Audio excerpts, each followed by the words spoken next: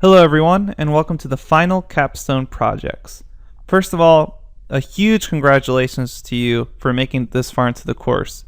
You should be super proud of yourself for everything you've learned. And now what we're going to do is take all your knowledge and put it into a final Capstone project.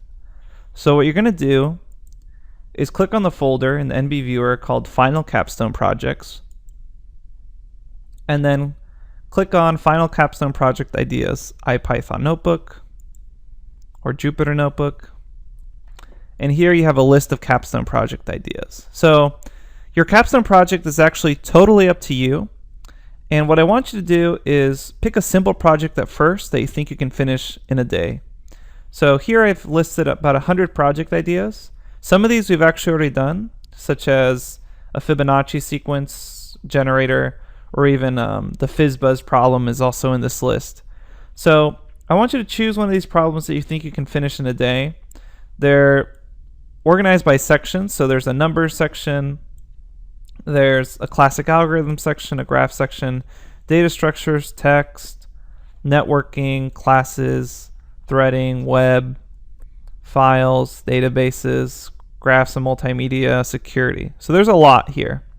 So choose one of these projects that you think you can do in a day.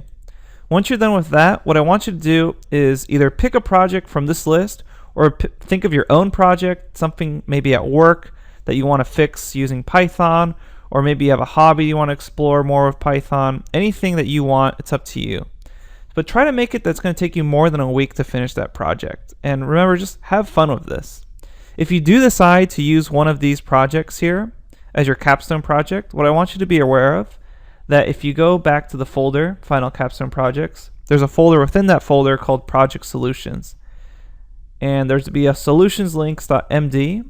And if you click that link, it'll take you to this GitHub README page where I have links to a bunch of other solutions here that other people have done in Python to a lot of these problems. So you can click on any of these links and it will take you to an example solution. So for example, if you were deciding to try to find pi to the nth digit, you've Googled around, you want to make sure if your program's right, you want to compare your code to someone else's, you can click any of these. I open the link in a new tab, and it will take you to an example solution by someone.